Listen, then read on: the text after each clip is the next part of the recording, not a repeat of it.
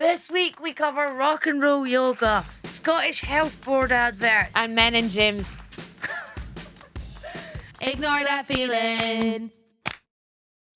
I went to an exercise class called rock and roll yoga. Mm-hmm.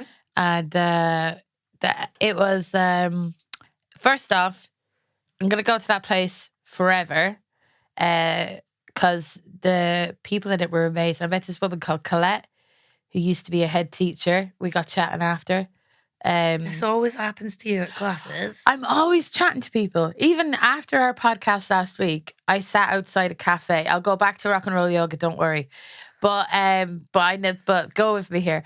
A woman called Bernie it started raining, and this woman called Bernie sat beside me, and I heard her say something, and I was like, that's not only an Irish accent, that's a Westmeath accent in the back of my head. I was like, where are you from? And she goes, Moat. That's where I went to school. So then we started yapping away. She's retired, but she worked with traveller women who needed to leave their domestic. It was people going through domestic violence in the traveller community. So this woman has lived a life, and I don't want to dox her, but she lives in this really interesting building, and it's beautiful looking. And any time that we were chatting, she'd stop if there was someone across the road, and she'd be like, John. And she'd wave at me. He goes, oh yeah, how you doing? Declan's dead. Declan died. And I go, oh, poor fucker. So there's a whole I just sat. How does this happen? I don't know. I do like chatting to strangers. I like chatting to strangers, but you have an amazing ability for it. And you said that happened one time at another exercise class. And then you went back to the guy's flat. I know. That was a bit weird. Yeah. That was. But you thought he was gay. Yeah. But then he was telling me he wasn't. And then I was like, okay, good. Yeah, that was a sex thing. I know. Looking back, that was. But that was mad. I have a version of this, but it's not like the nice thing that you have where you always meet people and then they tell you about their colourful lives. Yeah. I have a thing where within a few minutes of meeting me, people will tell me the worst thing that's ever happened to them. Oh, I get that too. And my partner's witnessed it because I used to tell him about I was in an Uber and then the Uber driver was telling me about his son's death or something. Yeah. Or I think I told you I got a massage. Yes. And the guy started getting upset about his wife's death. Yeah. Was massaging you? Yeah. And that wasn't oil, that was tears. Yeah. And I've been looking up. I was like, why do people do this? Yeah. And apparently it's something to do with certain unspoken cues of semen open. Yeah. But I think when it mostly happens with men also. Really? Opening up to you? Yeah, gay and straight men telling me things. Not so much with women. Yeah. I'm a big trauma bonder. But I don't ask people. I don't go, oh, tell me about this awful thing. It'll seem to just come out quickly. No one goes, tell me the worst thing that's ever happened to you. People really, we should be hosting one of them podcasts. Do you think so? We'd be terrible just because we would get it out. I don't know. I think I'd be in one of those podcasts and then someone will tell me something terrible about their life and I'll be like, try getting raped, all right? Yeah. You felt bad? What? I feel... Yeah. I feel like I'd be a bad person for that. But well, we've hit rape again. It's that point in the... we need to get a thing where it goes, wah, wah, wah. It is wild to me that you wouldn't give it up for John Robbins on his one and say a little molestation. Because I have never once asked you to mention it. I know. Not once. I know. And it comes up all the time. I said, let's do a comedy podcast. But Fern, you just have this power with a video where people have to tell you the most traumatic thing that's ever happened to you. And unfortunately, we're doing a podcast together, so I'm stuck in a loop. Opening myself up to you. Yeah. Yeah. I was going to message you yesterday and say, is there anything you want to talk about? Or Tomorrow. Is it going to come out on our podcast? No, yesterday, because I was like, how do I stop it coming out? I know. She's like the wind. You just can't. You know? You just... She's at him. I went to a calisthenics class Whoa. with Jess Foster Q. Yeah. I've been wanting to go for weeks, but I couldn't get anyone to go with me. Maurice wouldn't go. Because Maurice got a job, right? And she's like one of the, I think it's all right to say, she's very clever. Also, the laziest bitch I've ever met. Like, she keeps going, God, at my job, I have to start at 9 a.m. and I have to finish at 5. And you're like, yeah, that's normal job hours. Yeah. And I was like, Maurice, you should really, if you like did more comedy, you could get to the point. And my job is a lazy person's dream in terms of the hours. No, you're like one of the busiest person. No, but like if I wanted to, this is the problem. If I wanted to, I could do very little and just show up to my gigs. Yeah. But the tragedy of that is that you have to work a lot to get to the point of doing less in comedy. But anyway, since Marie's got a job, she doesn't want to come to exercise class anymore because she used to have a really cushy job where she just did pretend typing and she just had to like log on once. Genuinely, she just had to log on once a day. Now she's got a job. She can't do stuff in the evenings because she's like, no, I've got to go to my job tomorrow, so I have to be in bed by 8. She makes an incredible packed lunch as well. I think that takes up a lot of her evenings. Have you ever talked to her about her work lunch situation? No, she makes an elaborate mid-morning snack that she brings in several lunch boxes. No, she doesn't do anything now she has a job. She doesn't even text much now she has a job. That is true. She is. I'm getting off the point. Please. I wanted Maurice to come to this with me. Yes. She wouldn't come. My partner won't come with me because he's scared of men in gyms. I explained this is a bodybuilder's gym. That means that they're mostly going to be autists and nerds. It's true. Yeah, no, it's true. You're right. Went to this class. I went to the calisthenics class because I used to be able to do pull-ups, which was so impressive. And now I can't do anything. And also I wanted to do like handstands. And I had a feeling that I might not be able to do anything in the class because I've not been weightlifting consistently for 2 years. Yeah. And I went with my friend who is a champion weightlifter, like does CrossFit competitions. But she always talks about herself as if she's doing exercise for the first time that day. And she knows that I think this, so this is fine to say. Like, I did a 10K race with her, and she was like, God, my rubbish old legs aren't going to carry me on this. And I was like, I think it'll be fine. And then we did it, and she just, like, ran off ahead of me. And I was like, oh, thanks for letting me join you, and I'm such a shit runner. Yeah. So it was the same at this class. She was like, oh, God, I'm not going to be able to do any of this, mate. And then it got to like handstands and stuff. And she just like effortlessly did a handstand and push-ups. I was having to do, I can't stand doing push-ups on my knees. I feel like I'm in like a middle-aged ladies fitness class. Oh, you don't like other people seeing you do the I don't want to ever do push-ups on my knees, but I can't do proper push-ups. Yeah. I can't do them and get my nose to touch the ground without collapsing. So is that what you have to do? The nose to touch the ground? Yeah. Oh, I've never done a push-up in my life then. And then I was trying to do them and then the teacher was like, okay, do push-ups on the knees. And I just was like, no, I don't care if I'm 40 now. I'm not going to be reduced to push-ups on the knees.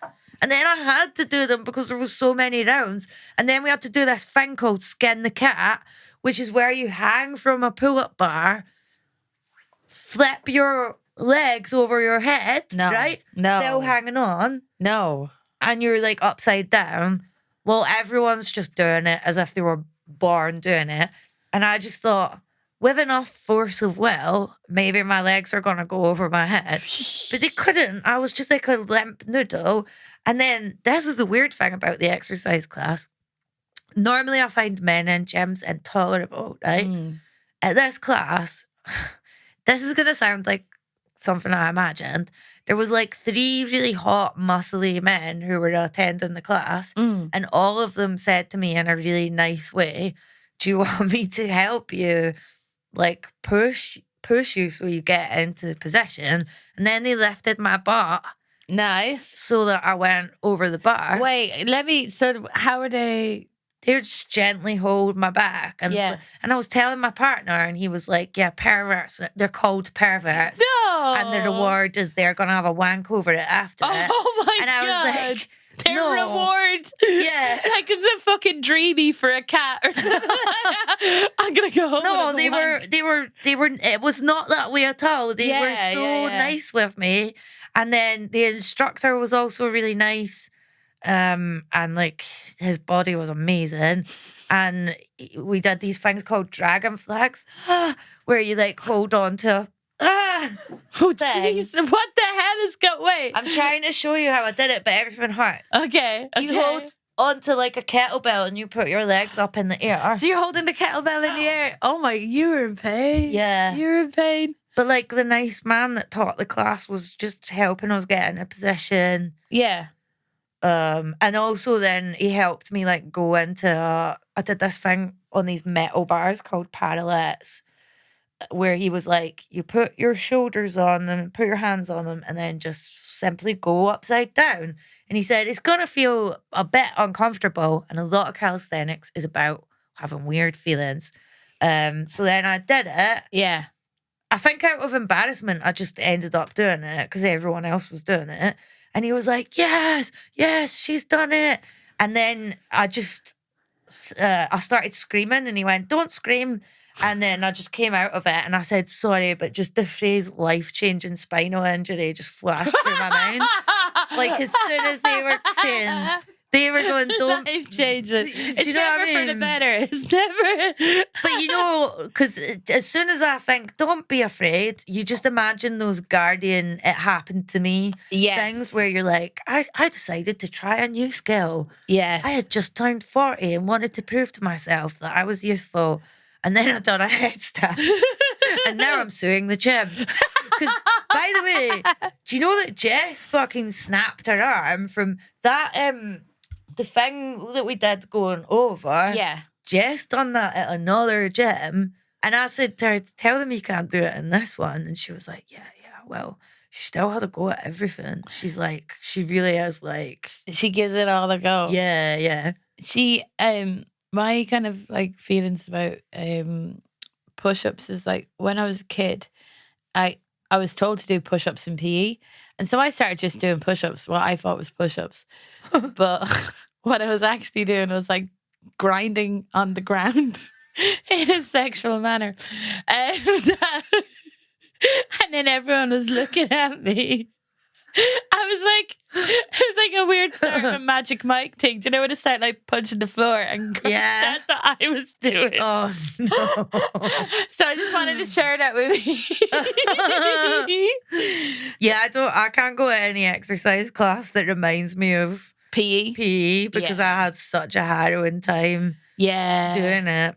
I did too. Once, I did judo, and it was the first day that it was. I did taekwondo. Did you do taekwondo?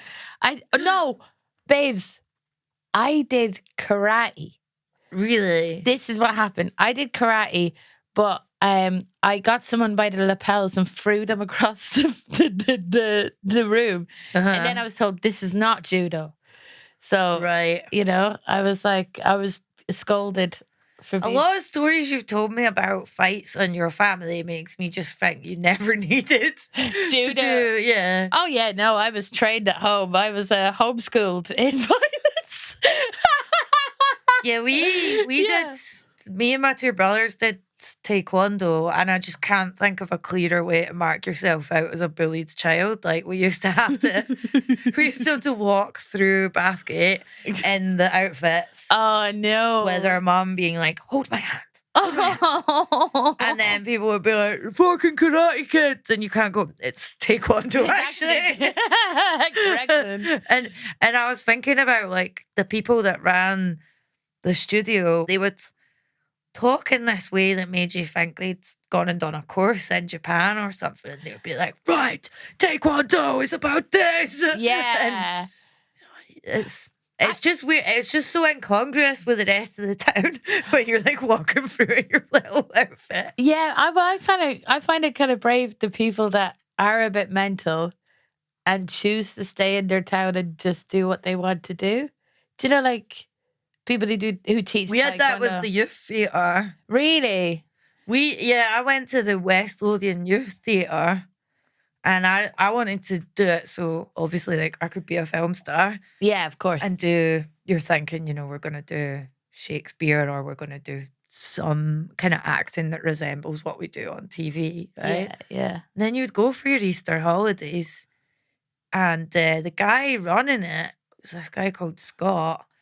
He'd be like getting us to do really like abstract stuff where everyone's silent and just like moving in slow motion while like wind chime music plays or something. It was so disappointing.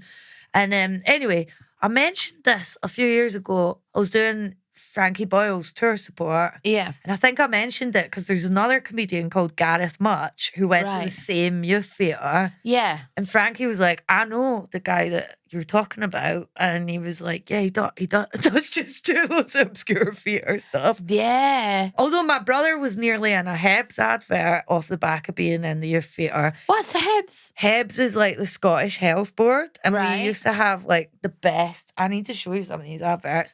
We used to have the best anti-smoking ads. I cannot. You show me that. That's So we exciting. had one called Club Smoking. Club smoking. And it's where you go in, you should know this one. It's where you go in looking really like young and cool. And then you start smoking and everyone looks old and shit. And it says club smoking, you never leave. Yes. And my brother didn't get the ad because he didn't smoke. So he actually had to be a smoking teenager to get in it. Whoa. Is this like got a song in it? Is it really catchy? No, that song? was our best one. Can't run so fast because I'm so out of breath. So it says and then it says think about it. can't run so fast because I'm out of breath. Because the idea is a very heterosexist view of the world. The idea is that women want to chase men, and if you smoke, the boys won't like you. All of our adverts centered around the idea that boys aren't going to like you. We had an anti-drinking advert for young women that shows a girl walking down the school corridor and she's like smiling at a boy and twirling her hair, but in between she's getting flashbacks of her like staggering through a party and being sick, and as she reaches the corridor and passes the boy she fancies, it goes, should have seen the state of her last night. And then she's like devastated. That's horrific. But that was all horrific. we had like a male version of it as well. What was the male version? That one was a You lot. might not become a Premier League footballer. No, that one was a lot more generous. It showed like the guy is really shy and really wanting to impress a girl, so he goes overboard with drinking and then like slurs his words. But all our stuff was like, someone won't fancy you. Yeah. And then we had one for heroin that backfired because everyone just thought it was the funniest thing ever. Oh, and then we're like, you know what? Let's do it. for the laugh. It was because it shows like a nice sort of middle class boy and three older boys come over to his house and they go, it's heroin, you're only smoking it. And then so it kind of was like, sometimes heroin is accessible. Yeah. And then the screen splits and it shows his two lives. And in one life, he's like clean living, playing football, honouring his mother and father. And then in the other screen, he's like, his life just sees a gradual degeneration. He's selling his PlayStation. Yeah. He steals his dad's wallet and his dad catches him and he goes, I wasn't stealing. And runs away. And But does he have friends and does it look cool? No, he doesn't have friends by the end. His With the only heroin. friend is heroin. Yeah. Yeah, we did a lot of those ads. But the problem was people just thought they were either so funny or the song was so catchy. That song is incredibly catchy. Yeah. Like I'd be interested in see who produced that. I suspect Max Martin. I suspect. Really? I'll Google it now in a second, but we'll see who made that because it might have been a song that was written for a pop group and then was discarded. And then they put smelly fags in the chorus or whatever. No, I don't know. Yeah. Ireland is very famous for. I've seen a lot of your drink driving adverts. They're incredible. It horrifies me. They can do these adverts of like, John is going to hit his girlfriend so hard that she's going to have brain damage for the rest of her life. And they're like kissing and laughing. And then it's like John doesn't have his safety belt on and he's like one of those balls in a ping pong machine that kills all of his friends. You just see, it's the most horrific thing. It's like slow motion with Samantha Mumba's Body to Body going over it, which I love that song. Body to Body. And it's very good. I just want to say you don't need to retell any of your 3 Samantha Mumba anecdotes. Have we covered them all if on I this hear it podcast? again, I'm going to smash this can into my face. I love that woman so much. And that's fine, and it's valid. Yeah, I should put her in my EMDR therapy for safe people. The rock and roll yoga, it was very different. It was 45 minutes. And I realised, and this is no offence to them, I realised what I thought was rock and roll, I imagined to be new metal. So I was going, I'm really looking forward to this. It's going to be something biscuit. And then they played AC/DC. I was like, what the fuck is this shit? That's rock and roll. No, to me, rock and roll is like, it's all about the he said, she said But then bullshit. your definition of new metal is not new metal, which I've seen. Do you know what? Because in new metal karaoke, you're emo. My definition of what new metal is just songs I like. Yeah, it is emo. It's emo. That's really, as someone who respects categories. I know. Yeah, is because when you do new metal karaoke, yeah, every time I'm like, she has strayed so far from the genre. This is how seriously I take the new metal karaoke. I know. I've been rehearsing my song at home already to get it right. I was going to run the choice by you, but I've decided to just do work your own on it. Yeah, that's good. What are you? So you're probably not going to tell me until new metal. I just said I wasn't going to tell you. That's fair. Sorry, I didn't hear that. For some reason, it did not go in. But like, so I like Smash Mouth. It's not new metal. I feel that Shrek is spiritually new metal. No, can I just say the definition of new metal is when something is metal with bits of rap and that influence, like Linkin Park and Papa Roach is classic new metal. But or Limp Bizkit is classic new metal. Can you really classify the lead singer of Smash Mouth as a singer? Like, I feel like somebody once told me that's rap really slow. That is. No, it's not. There's no melody. There's barely any melody to that. That's not new metal. Like, what else? Evanescence, Bring Me to Life. That's a banger. When that hits, and we all... Yeah, that's new metal. Do you think that's new metal? Because he goes, all of this time, didn't think I couldn't see. You were roast running me. Yeah, you're right. Okay. I know what new metal is because I was a teenager when it came around. No, Chemical Romance is emo. You're into emo and you need to accept this. I'm accepting it. But, like, the past few new metal karaoke's... You should rename it. What would... I used to try and call it System of a Clown. I thought it was called that. It is, but then people kept calling it new metal karaoke. So I was like, well, that's what it is then. It just strayed too far. Remember when I was last there, a girl asked me to sing Just a Girl. Duet it with her, and I was like, no way. But that was also the night we did Limp Bizkit, we did Crazy Town, and it was like, that was horrific. Hands down, the most humiliating experience of my life. That was one of the worst moments. And I actually can't listen to that song anymore. No, neither can I. I can't even. When I hear it, like, boom, boom, I go off straight away. Yeah. Because I associate it with being in Monkey Barrel Basement, us looking at each other and are horrified. We were horrified to go, none of us know the words to this. None of us know. So we and we were the sad thing also was that everyone was so on our side. Yeah. And even with that, we were like, oh, this has much faster sections than we thought, and we took Shifty Shell Shock RIP's talent for granted. We did. And I think he just died as well. Did. So it was like we were actually it was like we sullied his memory. We did, yeah. But I felt like that song was all like, come, my lady, come, my lady. No. Or come and dance with me. No. But it wasn't. Yeah, there was a lot of it is like butterflies in my head. She used to tell me something about the books that I read. What's the thing? It was like, It's such a sexy, Pretty young thing. pretty little thing. But a tongue ring. yeah, it was very hard. It was very hard. And then there's always a bit where you're like, how acceptable is it for us to just stop the song now? We should. And then you just have to keep going, almost like someone driving a car off a cliff to their death. Yeah. That's how it felt. And your friend is Greg Larson.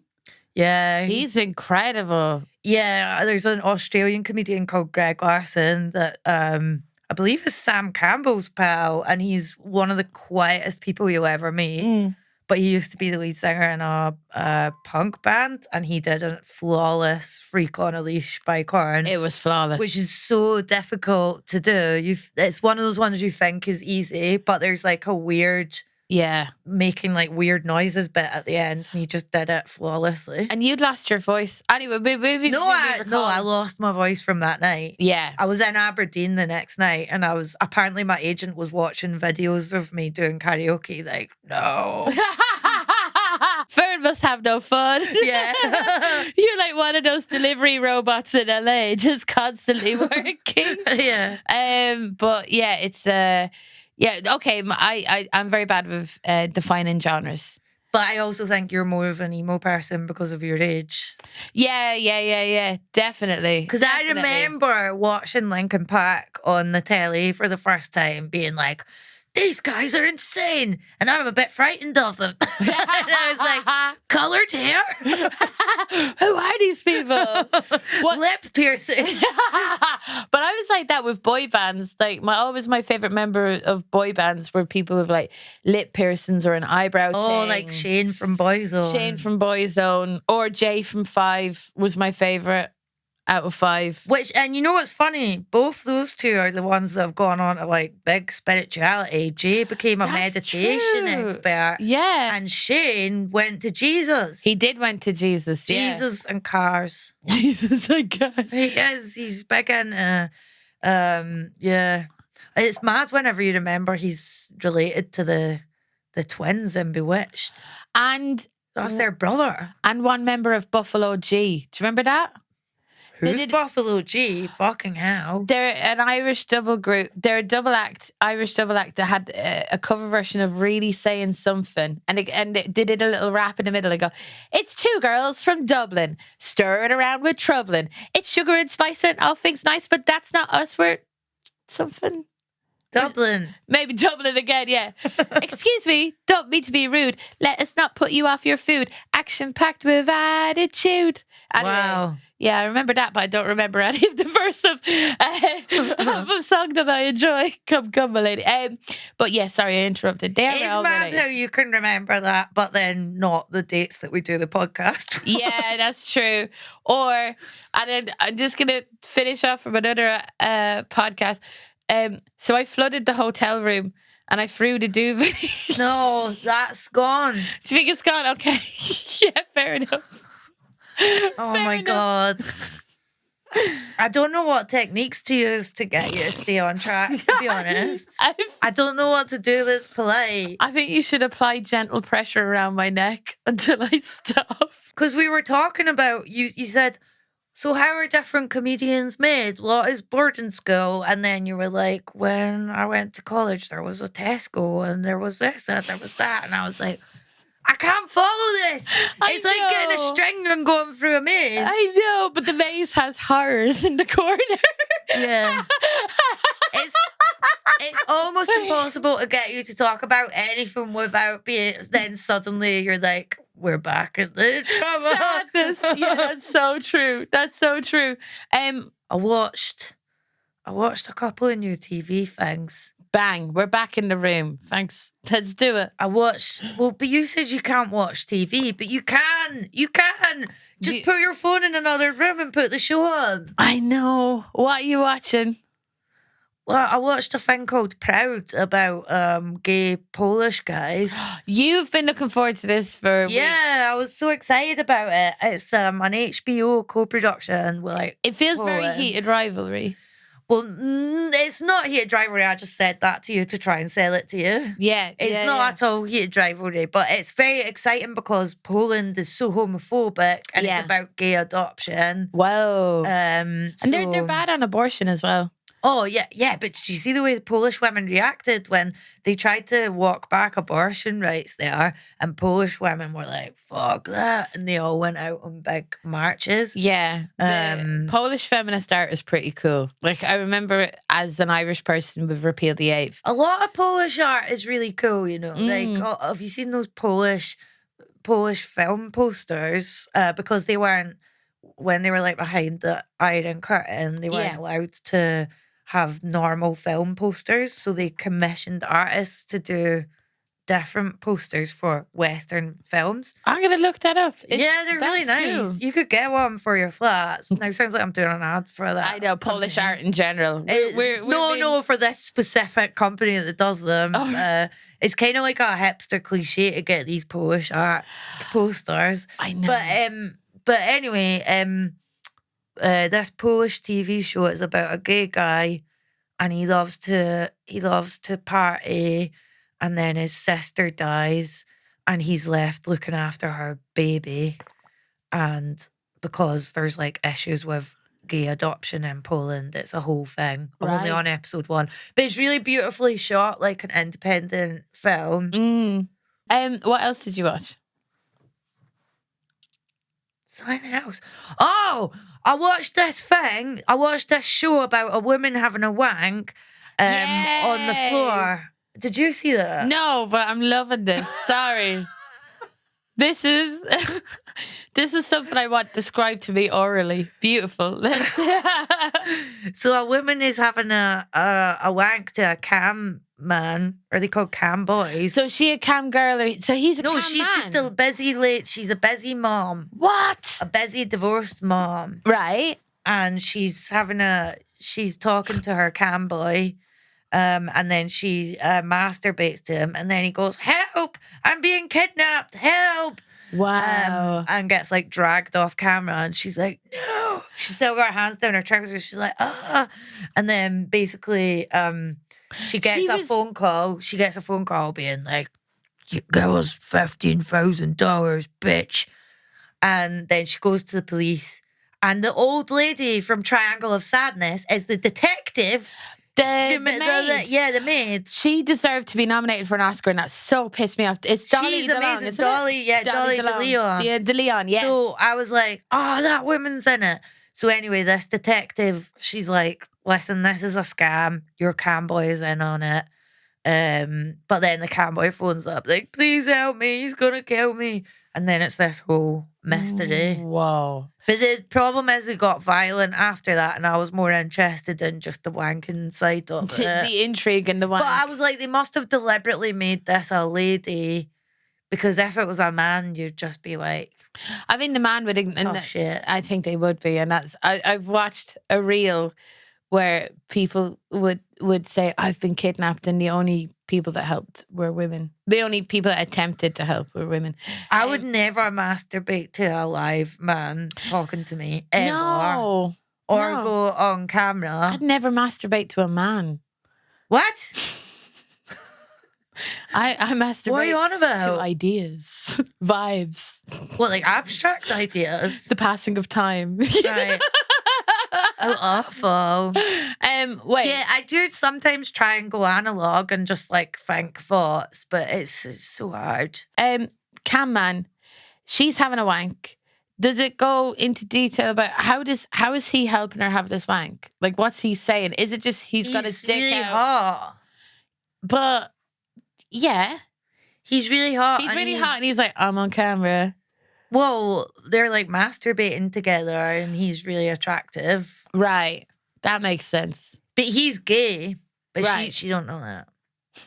And his boyfriend is Murray Bartlett, and I love him. He's amazing. Yeah, because as soon as he came on camera, I went, he's gay, the cam boy's gay. Yeah. And my partner was like, no, I think Murray Bartlett is his friend. And I was like, you have such a straight view of things. Murray Bartlett has only ever played a gay guy. Yeah. And he's great.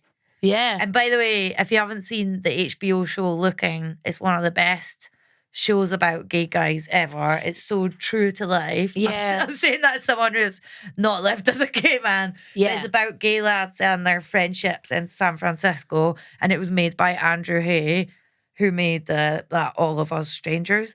But what's weird is it's another one. I like shows that are really like subtle like that. But it seems like whenever someone, because I've seen it with Russell T Davies as well. Like, I think Cucumber's the best thing he's made. But Yeah. what other people seem to want is for something to be so obvious and absolutely like ram the point down your throat. Yeah, because that's probably so. I think we've talked about this before. Yeah, McDonald's is incredibly popular, but the flavor profile of it is not subtle. You know? And yeah, but that happening in culture is really depressing. Yeah, but it seems like, I don't know, I'm more...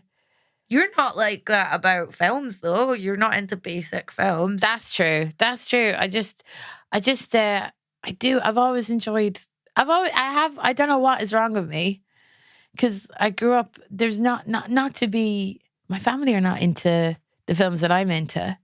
No one in my estate were into the films that I was into. And like, I'm trying to think. I did watch Donnie Darko. What do you mean? Nothing's wrong with you?